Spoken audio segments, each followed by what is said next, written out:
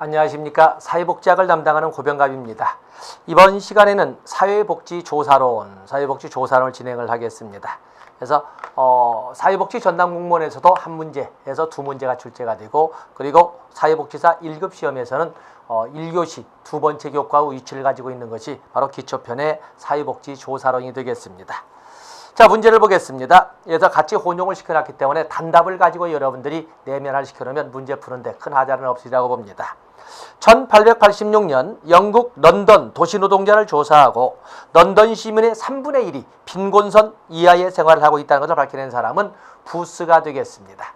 단답으로 부스. 그래서 우리가 최저 생계비 2014년도부터 절대적 정책적 빈곤선의 개념에서 이제는 상대적 빈곤의 개념으로 이제 2014년도 10월부터 바뀌겠습니다만은, 어쨌든 최저 생계비, 그것이 뭐 고정된 1년 동안에 고정된 단어가 아니라 상대적으로 바뀌긴 하지만, 바로 이런 최저 생계비나 최저 임금과 같은 개념이라 할 수 있는 빈곤선의 개념을 처음 끄집어낸 사람은 런던 빈민조사를 이끌어갔던 부스가 되겠고, 바로 이 빈곤선의 개념을 1차 빈곤과 2차 빈곤의 개념으로 나누어서 정리했던 것이 바로 라운트리가 되겠습니다.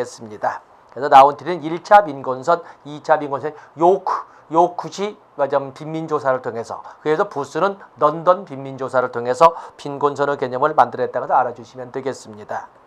다음에 두 번째 보시면 기술적 조사에 관한 설명 중 옳지 않은 것은, 우리가 조사의 종류라고 하는 것은 목적에 따라서 기술적, 설명적, 탐색적 이렇게 세 가지로 나눌 수가 있는데, 기술적이라고 하는 것은 테크니컬의 개념이 아니라 디스크라이브에서 서술하다, 있는 그대로를 표현하다의 개념입니다. 있는 그대로를 표현하다. 그래서 이것은 그 두 변수 간의 상관관계는 분석할지는 모르나 인과관계는 따지지 않습니다. 서로 주고받는 영향력의 정도를 보는 종단 연구나 흉단 연구 같은 걸 쓸 때 있는 그대로를 표현하는 것은 기술적 조사가 되겠고, 바로 있는 그대로의 표현뿐만 아니라 그에 대한 원인 결과의 관계를 분석하는 인과관계 분석이나 미래 예측까지를 이끌어가는 것은 설명적 조사라고 합니다. 그래서 인과관계에 초점을 두면 진단연구 또는 진단조사라고 하는 것이고, 그에 비해서 미래 예측을 이끌어가는 것은 예측적 조사, 예언연구라고 합니다. 그에 비해서 조사 대상에 대한 아무런 자료가 거의 자료가 주어지지 않을 때 미리 이끌어가보는 사전, 예비, 조사의 개념을 갖는 것을 탐색적 조사라고 합니다. 자, 여기서는 기술적 조사가 나와 있는데, 옳지 않은 것은 어떤 현상이나 사건에 대한 단순 통계적 사실을 파악하기 위해 사용한다. 어떤 현상이나 사실을 있는 그대로를 표현해주고 통계 수치를 시키는 것은 기술적 조사가 되겠고, 관련 변수 간의 인과관계를 명확히 규명하는 것을 목적으로 한다. 관련 변수 간의 인과관계를 규명하는 것은 진단적 조사의 개념으로서 설명적 조사였고, 이 기술적 조사에서는 인과관계는 규명하지 않고 상관관계 정도만 규명을 합니다. 흉단조사는 일정 시점에서 인구의 흉단을 조사하는 것을 말하며 사회복지 조사에 널리 사용한다. 기술적 조사에는 흉단적 조사와 종단적 조사가 있는데, 흉단적 조사는 특정 시점에 발생한 사건을 한 번 측정을 통해서 그에 대한 문제점을 찾아내는 것은 바로 여기 나오는 횡단조사가 되는 것이고, 4번에 나와 있군요. 종단조사는 시간의 흐름에 따라 변화의 주의를 쫓아가는 반복 측정을 통해서 어떤 변화가 있는지를 그대로 표현해 주는 것은 종단적 조사라고 합니다. 답은 2번이 되겠습니다. 인과관계가 아니라 상관관계라고 맞는 답이 되겠죠.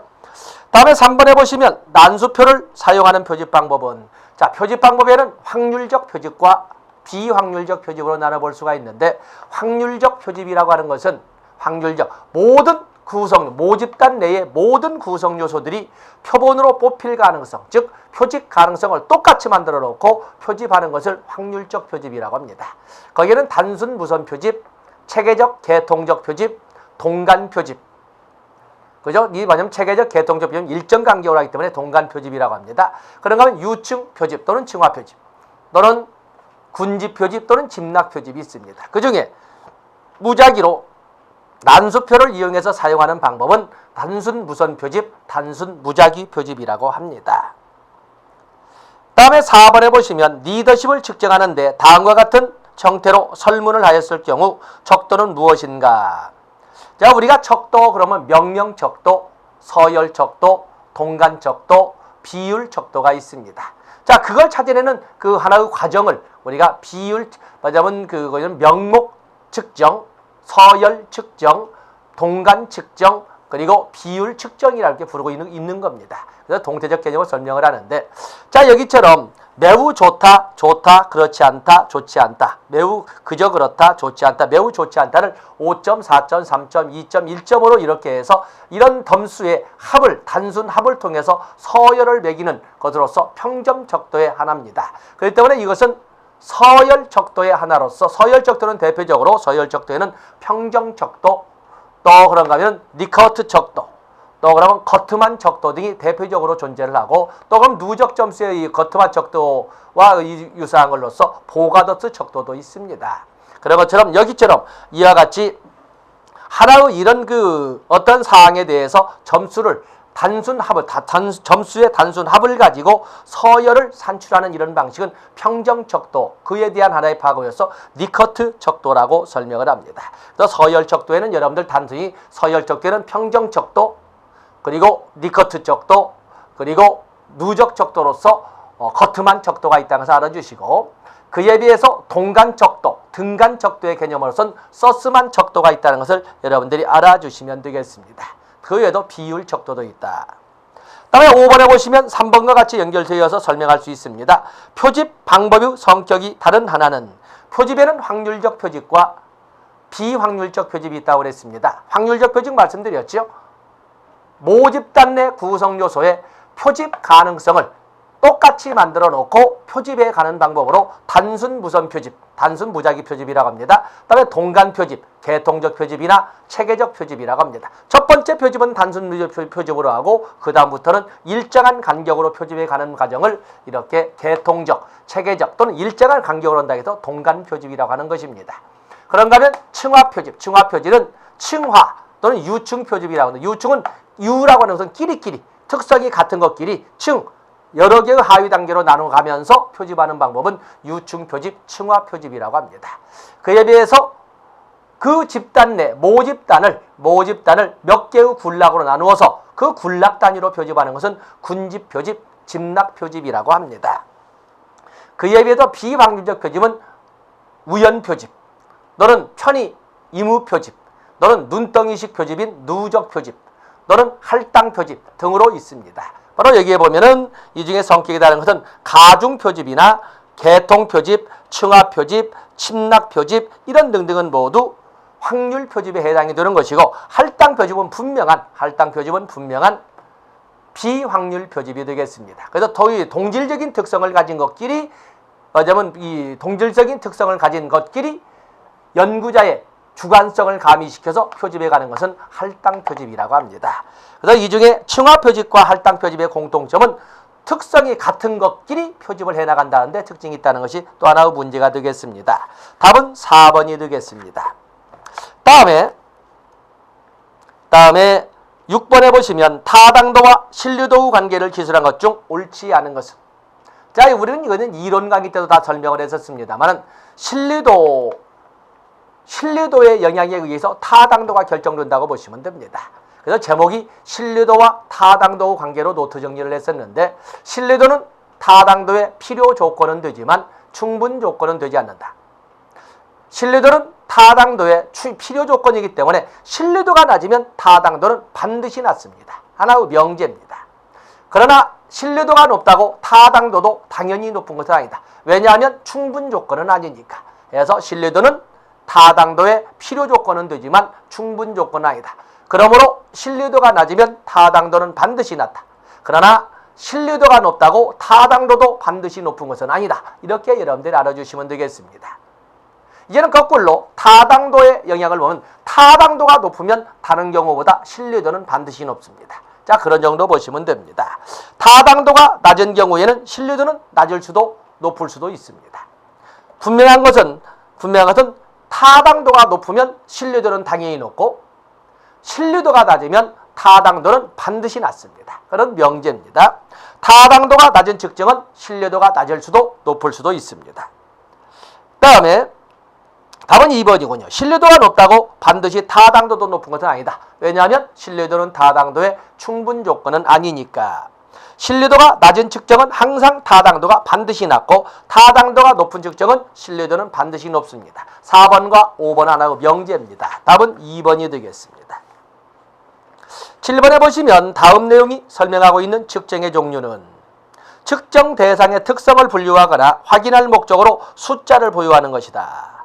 양적이라기보다는 질적인 것이어서 어떠한 범주에 보이던 숫자가 수치적 의미를 갖는 건 아니고 단지 상징의 의미일 뿐이다.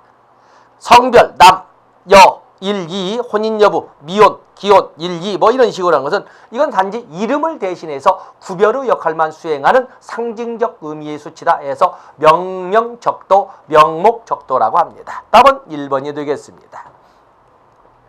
다음에 8번에 보시면 사회복지 조사 과정에서 추상적 개념의 조작적 정의가 필수적으로 이루어져야 한다는 단계. 추상적 개념의 조작적 정의라는 것은 이 애매하고 추상적인 개념을 좀 명료하고 구체적인 개념으로 바꾸어가는 과정을 조작화 과정이라 하고, 그렇게 바뀐 개념을 조작적 개념이라고 합니다. 또는 조작적 정의라고 하는 것이죠. 그렇기 때문에 추상적 개념의 조작적 정의가 필수적이다. 이런 용어를 쓰는 단계는 사회복지 조사 과정의 문제인식, 가설 설정, 그 다음에 조사 각본, 사전 각본을 짜는 뭐죠? 사전 각본은 조사 설계, 그리고 그 각본에 의해서 자료를 수집하는 자료 수집, 그리고 분석 및 처리, 그리고 보고서 작성, 뭐 이렇게 사회복지 조사의 과정이 있는데, 그중에 추상적 개념의 조작적 정의의 과정이 필요한 것은 가설 설정 단계라고 설명을 합니다. 답은 2번이 되겠습니다. 다음에 9번에 보시면 사회조사에 있어서 표집틀은 무엇을 말하는가? 표본이 실제 추출되는 연구 대상 모집단 전체의 목록 또는 모든 단위의 완전한 목록 리스트를 말합니다. 그 때문에 우리가 혼동을 할 적에 모집단과 표집틀을 곧장 혼동을 하는데, 모집단은 추상적입니다. 모집단은 서울시민이라고 하는 이런 좀 다소 애매하고 추상적인데, 서울시민 중 남자 20살에서 만 60세까지의 남성의 목록, 그러면 그건 표집틀이 되는 거지. 서울시민의 남성, 그것만 해도 모집단인 것이고, 그 중에 20세에서 60세까지의 남성의 목록, 그러면 그것은 표집틀이 되겠습니다. 그래서 추상적인 개념에서 그 모집단, 그리고 보다 구체화된 목록이나 리스트를 가지고 표집틀이라고 생각하시면 됩니다. 표집 단위의 각 단계에서 표집되는 단위 요소들 또는 요소들의 단위, 이게 바로 표본이 되겠죠. 표본. 모집단에서 표본을 선택하는 과정은 표본 선정 과정, 표본 수집 과정, 표집 샘플링이라고 합니다. 너그런가 하면 좋습니다. 좋고. 답은 2번, 3번. 2번은 표본 샘플, 3번은 표집 샘플링이라고 보시면 됩니다. 10번에 보시면 특정 조사 설계를 확정하기 전에 주로 문제를 규명하기 위하여 예비적으로 실시하는 조사는 특정 조사 설계를 위해서 그 문제의 정체를 알기 위한 사전 예비 조사를 우리는 탐색적 조사라 하고, 탐색적 조사의 유형에는 뭐 전문가 조사, 특례 조사, 또 문헌 조사 등등의 방법이 있다는 것을 알아주시면 되겠습니다. 다 여러분 노트 정리되어 있습니다. 11번에 보시면 관찰법에 관한 설명으로 바른 것은, 자, 관찰법. 이거는 주로 행동주의 심리학에도 주로 많이 사용을 하게 되는데, 관찰법이라고 하는 것은 밖으로 드러나 보이는 행동을 가지고 분석하고 그에 필요한 자료를 획득하는 것을 관찰법이라고 합니다. 관찰법의 가장 큰 장점은 어느 대상이나 적용이 가능하다는 거죠. 어느 대상이나 적용이 가능합니다. 그렇기 때문에 이 관찰법을 곧잘 사용하는데, 관찰법의 종류에는 소위 실험적, 말하자면 어떤 의도나 목적을 가지고 사전 각본을 짜놓고 이끌어가는 통제 관찰과 그냥 자연스러운 상태에서 이끌어가는 비통제 관찰이 있습니다. 그러면 연구자의 참여 정도를 가지고 비참여 관찰, 준참여 관찰, 참여 관찰 등으로도 나눌 수 있다고 봤습니다. 자, 시간과 경비가 적게 소요된다. 시간과 경비가 가장 적게 소요된다는 경제성을 가지고도 우리가 분석을 한다면 이건 질문지법이 되겠습니다. 비언어적 사실에 대한 조사가 가능하다. 문맹자에게도 적용이 가능하고 굳이 말이 필요 없는 그런 그 자료를 획득하는 데는 관찰법이 좋습니다. 조사자의 편견이나 주관 개입 가능성을 배제할 수 있다. 여기에는 연구자, 관찰자의 가치관이 반영된 이런 그 조사 자료가 나온 그 문제점이 가장 큰 겁니다. 아무리 객관적이라도 자기도 모르는 사이에 자기 몸에 배어버린 삶의 가치관이 보고서에 반영된다고 되어 있습니다. 다음에 라번에 보시면 조사자의 감각기관이 주요 기관이다. 그렇죠? 오감을 통해서 이끌어간다는 점에서 그렇습니다. 답은 라가 되겠습니다.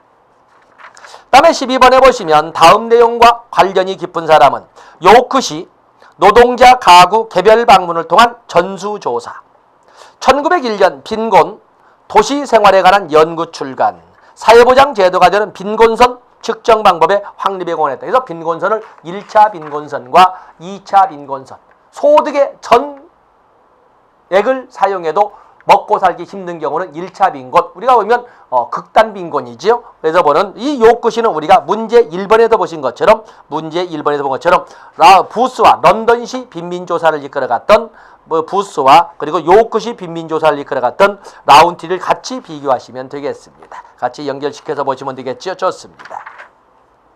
다음에 13번 문제는 우리가 앞에서 13번 문제는 5번, 3번에 더 봤기 때문에 여러분들이 보시면 됩니다. 5번, 3번에 다 봤기 때문에 확률적 표집 방법이 아닌 것은, 완전 확률적 표집 기본 암기하고 있어야 되겠지요. 단순 무선 표집, 동간 표집 또는 체계적 또는 계통적 표집이라고 하는 거지요. 다음에 층화 표집이나 유층 표집 또는 군집 표집 또는 집락 표집 등을 가지고 여러분들이 접근하시면 됩니다. 유의 표집, 의도를 가지고 유의 표집이나 이무 표집, 또 그러면 할당 표집, 또 우연 표집, 또 그러면 눈덩이식 표집, 누적 표집이라고, 이런 것들은 비확률 표집이라고 그것도 가지고 가시면 됩니다. 14번에 보시면 자료 수집 방법 중 서베이 조사의 장점으로 볼 수 없는 것은, 자, 서베이 조사 출제비율이 참 낮았습니다. 갑자기 나와 있습니다. 서베이 조사, 규모가 큰 모집단의 특성을 묘사하는 데는 이런 지역사회 조사든 서베이가 좋습니다. 동일 자료를 이용하여 다양한 주제에 대하여 연구할 수 있다. 일괄적인 설문지를 사용하므로 객관적 측정이 가능하다. 오차가 전혀 없는 정확한 정보를 얻을 수 있다. 인간의 한계에서 오차란 단어를 제로로 놓는다는 것은 사실은 이건 억지가 되겠습니다. 규모가 큰 모집단으로부터 수집된 자료는 일반화의 정도와 수준이 높다. 그렇죠? 일반화의 정도와 수준. 답은 4번이 되겠습니다. 15번에 보시면 노원구에 거주하는 독거노인들의 욕구가 무엇인지를 파악하고자 한다. 이와 가장 관계 깊은 조사 유형은 노원구에 살고 있는 독거노인들이 무엇을 필요로 하는지를 조사한다. 있는 그대로 어떤 가정 없이 그야말로 질문을 통해서 자료를 수집하게 될 겁니다. 있는 그대로를 적어서 통계화하기 때문에 이것은 있는 그대로에 대한 사실조사이기 때문에 기술적 조사라고 합니다. 무엇 때문에 이랬다, 이것은 앞으로 어떨 것이다, 이렇게 인과관계 규명이나 미래 예측까지 가게 되면 설명적 조사가 되겠고, 조사 대상에 대한 정보가 거의 없을 때 사전에 이끌어가는 사전 예비 조사는 탐색적 조사라고 했습니다. 여기는 있는 그대로의 사실을 파악하기 위하기 때문에 기술적 조사라고 합니다. 16번에 보시면 서열 척도로 측정할 수 있는 변수는 서열 척도가 있습니다. 서열 척도 그러면 석차라든지 또 그러면 얼마나 장애의 정도가 큰지, 등급판정위원회, 노인장애요양보험법상에 나와 있는 등급판정위원회에 나오는 장애 등급이라든지 이런 등등은 바로 서열이 되겠습니다. 서열. 또 그런가 하면은 공무원들 준비하신 분들 보면 잘 살고 못 사는지를 따지게 되는 신라장적에 나와 있는 호 등급, 인정의 많고 적음에 따라 호를 9등급으로 나눈다. 이런 거라든지, 또 그런가 하면은 전분 6등법, 얼마나 기름지냐 척박하냐를 가지고 6등급으로 나눈다든지 이런 것은 전부 서열 척도가 되지 않겠습니까? 몸무게라고 하는 것은 무슨 서열이 아닌 거죠. 자, 여기서는 서열, 몸무게, 잔여수, 이온율이라고 하는 것은 비율이기 때문에 이것은 곱하기 나누기가 가능한 그런 과정이 나오기 때문에 이것은 비율 척도가 되겠고, 그다음에 섭씨 온도나 지능이라고 하는 것은 이것은 일정한 간격성을 전제하는 동간 척도, 등간 척도가 되겠습니다. 여기 장애 등급, 이게 바로 서열 척도가 되겠네요. 석차나 키순 번호나 이런 등급은 전부 서열 척도가 됩니다. 17번에 보시면 동일 척도를 동일 대상에게 시간 간격을 두고 2번 이상 측정을 반복하여 신뢰를 확인하는 것. 동일한 척도를 동일 대상에게 시간 간격을 두고 여러 번 측정해서 변화 후 추이를 살펴보는 것은 당연히 종단 연구가 되겠는데, 종단 연구에는 패널 스터디도 있고, 또 그런가 하면 트렌드 스터디, 추이조사, 추세조사가 있고, 또 코호트 스터디, 동년배 조사가 있습니다. 이 중에 동일 주제를 가지고 동일 대상에게 쫓아가면서 반복 측정해서 변화 후 추이를 살펴보는 것은 패널 스터디라고 합니다. 자, 여러분에게 맞으면 성의식 연구를 했지요. 2000년 대학 신입생들의 성의식 변화 연구. 그러면 2000년 대학 신입생 20만 명 중에 200명 대표로 뽑아서 그 200명이 한 살 한 살 먹어가면서 60이 되고 70이 되고 80이 되면서 어떻게 성의식이 바뀌어져 가는 것을 동일 주제를 가지고 동일 대상에게 꾸준히 반복 측정해 가면서 조사하기 때문에 이걸 패널 스터디라고 한다고 그랬습니다. 그래서 이 패널 스터디와 같은 그런 방법을 쓸 때 쓰는 것이 2번 이상 할 때 신뢰도를 확인하는 방법을 내적 일관성법이라고 한답니다. 내적 일관성법. 거기 보면 신뢰도를 확인하는 방법은 동일 척도이게 되는데, 복수 양식법은 동형 검사 신뢰도라고 하는 것이고, 반분법은 반분 신뢰도. 그에 비해서 내적 일관성은 똑같은 척도를 가지고 일정한 의미나 일정한 어떤 개념을 가지고 이 말인 것이고, 그래서 문항 내적 합치도라고도 합니다. 그에 비해서 재검사법은 검사 재검사법. 답은 3번이 되겠습니다. 다음에 18번에 보시면 다음과 같은 절차로 이루어진 척도 방법은, 자, 그냥 여러분 28번 여러분 보시되 이런 방법을 니커트 척도라고 하는데, 이 니커트 척도라고 하는 것은 총화 척도죠.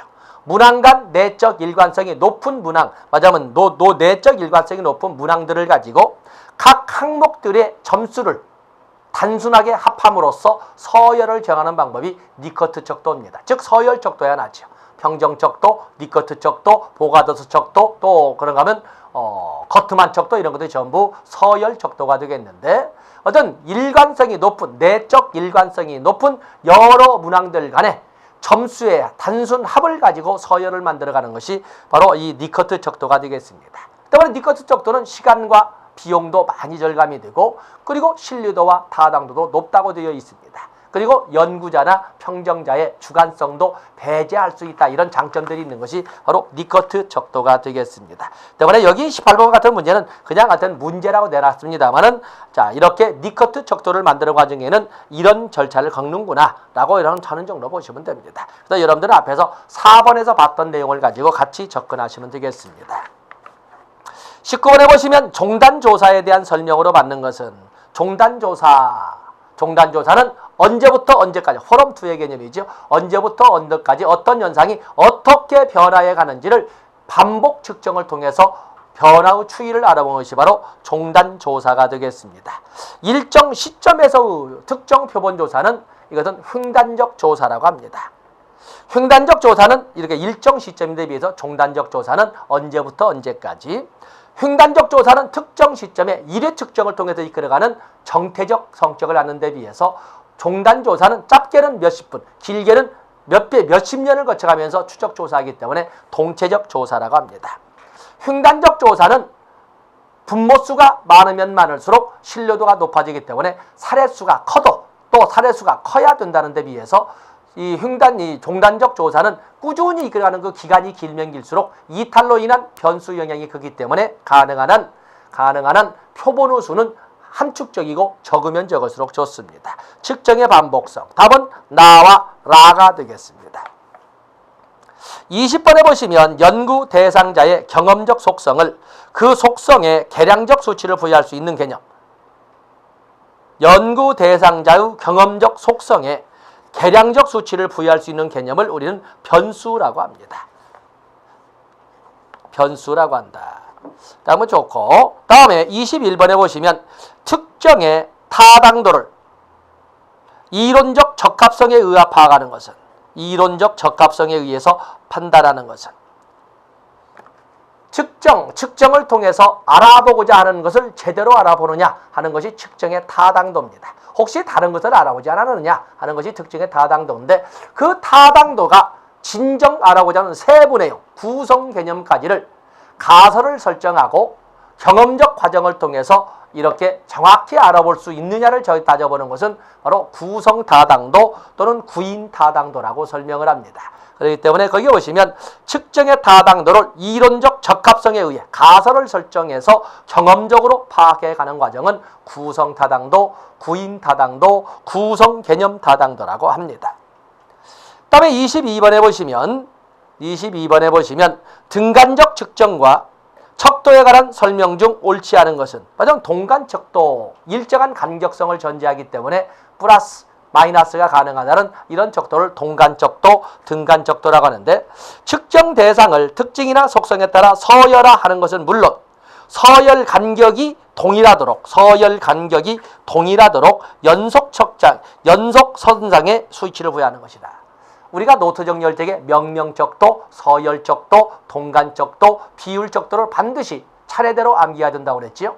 명령척도는 이름을 대신하는 구별의 기능을, 서열척도는 구별의 기능과 서열 비교의 기능을, 그리고 동간척도는 구별의 기능, 서열화의 기능 뿐만 아니라 더하기, 빼기, 가감의 기능을, 그에 비해서 비율척도는 구별의 기능, 서열화의 기능, 더하기, 빼기의 기능뿐만 아니라 절대 0점이 있기 때문에 플러스 마이너스뿐만 아니라 곱하기, 나누기의 기능도 가능하다고 말한 것이 비율척도였습니다. 자, 여기 등간척도, 특히 서스턴 척도가 여기에 대표적인데 측정 대상을 특징이나 속성에 따라 서열화하는 것은 물론 서열 간 간격이 동일하도록 연속선상의 수치를 부치하는 것. 기본 개념 나와 있군요. 명목척도와 서열척도의 특징을 모두 가지고 있다. 구별의 기능과 서열 비교의 기능을 다 같이 수행한다. 어느 하나가 다른 것보다 크거나 작다는 것은 알 수 있으나 비교죠. 둘 사이의 간격이 얼마나 차이가 나는지는 알려주지 못한다. 3번은 이것은 서열척도가 되겠습니다. 숫자 간 간격이 같으므로, 그래서 동간이죠. 더하기, 빼기, 산술 계산에 이용된다. 절대 0점이 없기 때문에 비율 계산은 사용할 수 없다. 답은 3번 서열척도가 되겠습니다. 23번에 보시면 항목들을 다루는 방식에 따라 신뢰도 개수가 달라질 수 있는 반분법의 문제점을 개선하기 위하여 가능한 모든 반분 신뢰도를 구한 다음에 평균값으로 신뢰도를 계산하는 방법은 문항 내적 합치도 내적 일관성법이라고 합니다. 그래서 노트 정리할적에도 보면은 우리가 검사, 재검사의 신뢰도 문제점, 검사, 재검사 신뢰도의 문제점을 해결하기 위해서 검사, 재검사 문제점을 해결하기 위해서 바로 동형검사 신뢰도, 다시 말해서 여기 나오면 대한양식법 이런 나와 있지요. 동형검사 신뢰도를 만들었고, 동형검사 신뢰도 문제점인 동형의 개념을 확보하기 위해서 반분 신뢰도를 만들었는데, 반분 신뢰도는 반분의 개념을 어떻게 해결할 것이 하는 문제가 또 등장하기 때문에 그래서 만들어진 것이 여기 나오는 내적 합치도, 내적 일관성법이라고 하고 있습니다. 그래서 거기는 반분 신뢰도 문제점을 해결하기 위해서 모든 문항의 반분 신뢰도 개수를 구한 다음에 그것의 평균치를 가지고 신뢰도를 계산하는 것은 내적 일관성법이라고 합니다. 그래서 23번도 별도로 보시고, 24번에 보시면 장기간에 걸쳐 동일한 주제와 동일한 응답자를 대상으로 반복해서 면접 관찰을 행하는 것은 아까 내적 일관성법 설명하면서 패널 조사 설명했습니다. 동일한 주제를 가지고 동일한 대상에게 반복 측정을 해서 그에 대한 변화 추이를 알아보는 것은 바로 패널 조사, 패널 스터디가 되겠습니다. 다음에 25번에 보시면 절대 0점, 절대 0점을 갖는 척도는 비율 척도, 측정법은 비율 측정법이라고 설명을 합니다. 자, 이번 시간에는 여기까지 하고 다음 시간에 26번부터 진행을 하도록 하겠습니다. 고맙습니다.